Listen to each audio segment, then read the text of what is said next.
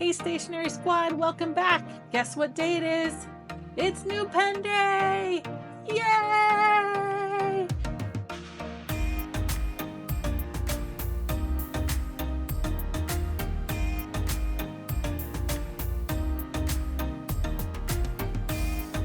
Welcome back to my channel, where we dive headfirst into the creative side of the stationery world. Today we are going to be digging into this box and seeing all the good stuff that's inside. There's a new pen, there's some inks. Yeah, so let's get into it. If you're like me and believe a good pen and a good notebook can change your life, or at least your to-do list, stick around. 3, 2, 1, what do we want to do first? Inks or pen? Of course we want to do the pen first. Who are we?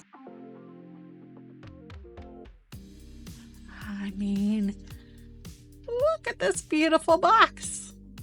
This is the Aster Bouquet pen from Leonardo with Bob Dupras. You know, that Bob. His resin and Nibs and Flourishes on Instagram.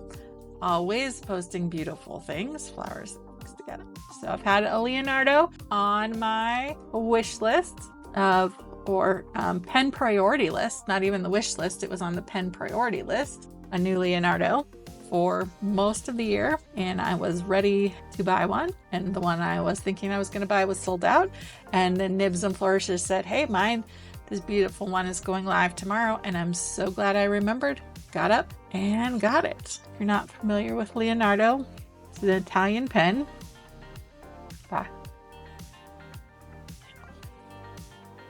And then we've got our usual warranty information. Put that box over to the side. And what attracted me to this one is got my two favorite colors in one. So we've got this really pretty teal turquoise mixed in with a blurple or bluish purple, solid blue resin, and then some white-ish resin in there. Sorry, that sunlight today is being a little bit of a challenge. And then I was particularly intrigued by the cap band, beautiful engraving of flowers. This is a Momento 0, so just a pretty standard size pen. And let's take a look at this nib. I got this one in my regular medium. See the engraving on that one? It's the standard like Leonardo sunburst. Kind of in love with this little piece of resin like right here. Can you see it? It's just like so pretty. This is a cartridge converter. And Leonardo always does a nice job with their cartridges.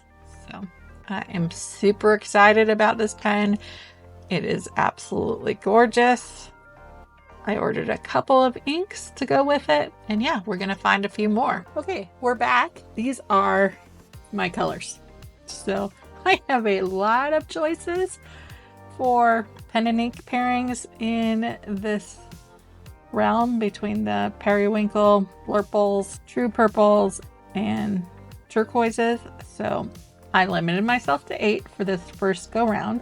There's probably even more if I kept digging. So the first one that I'm going to start with is its namesake and matching ink that I bought from Endless, and it's also part of Wendy or Nibs and Flourishes Garden Delights ink collection. This is Pennonia Aster. We'll alternate with the turquoise next. Okay, so this next color is Jacquemin Diablo Mint. Just a nice bright turquoise color. I think we're doing good on ink matches so far. It's dark purple. Maybe a little too much. Probably too dark for this pen, but still a great purple. This one is Esterbrook Shimmer Lilac. Another teal blue or sky blue next. This one is Sailor Shikiori Yakari. Say that a few times. Sometimes it's good to have a little contrast, right? This is Wearingeul's Frankenstein. I just love the richness of this one. Another in the Blurple family. I should have centered those two. Oops, Periwinkle. I think maybe I'll call it Periwinkle. I think that's the way Nibs and Flourishes described it. I'm like, oh, that's a better word than Blurple. This ink color is Violet Iroshizuku Ajisai. And something to pick up on the lighter blues next. I said lighter, but it's gonna come a little darker. Not darker. I don't know what the word I'm looking for is. This is Pennonia Baltan Blue.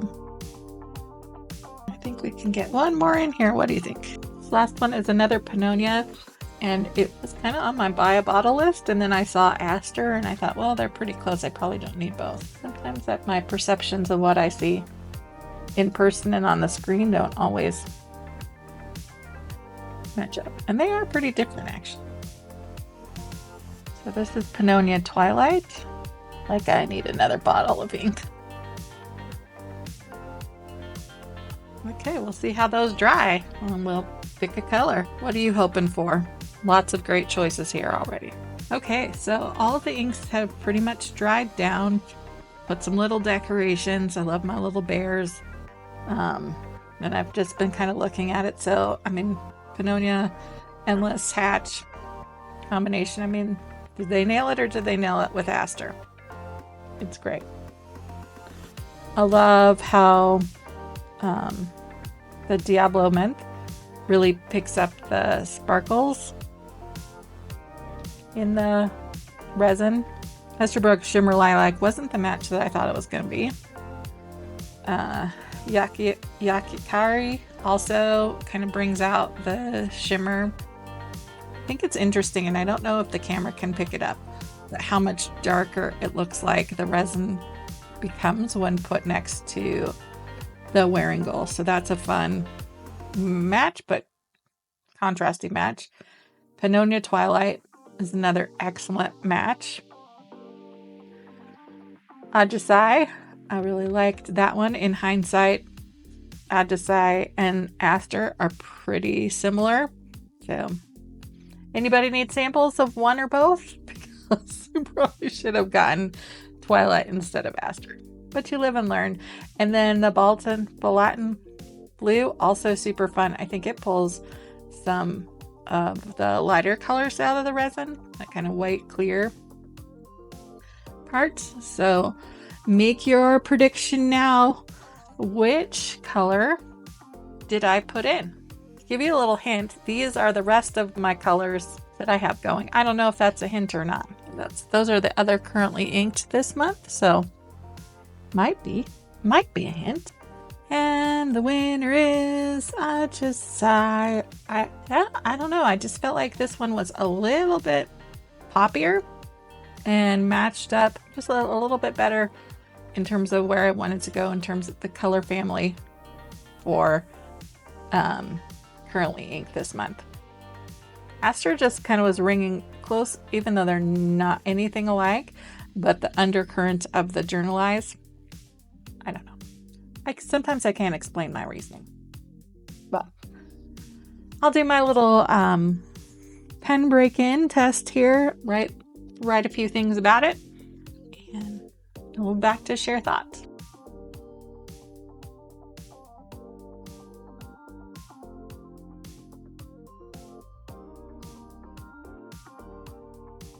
These are limited edition. I can't remember how many were made, and I was trying to figure out on the cap what my number was. The sparkly resin hits right at the number. I did go back on Endless today to see how many were made, and they were all sold. Writing really wet, that's pretty typical for Iroshizuku inks, but it's just so smooth. I mean, it is as beautiful as my other Leonardo. Hello, Lilac Nebula. Wendy did say in her intro that felt like this colorway was missing from the pen world, and I agree, and thank you so much for bringing it to us. If you haven't watched my other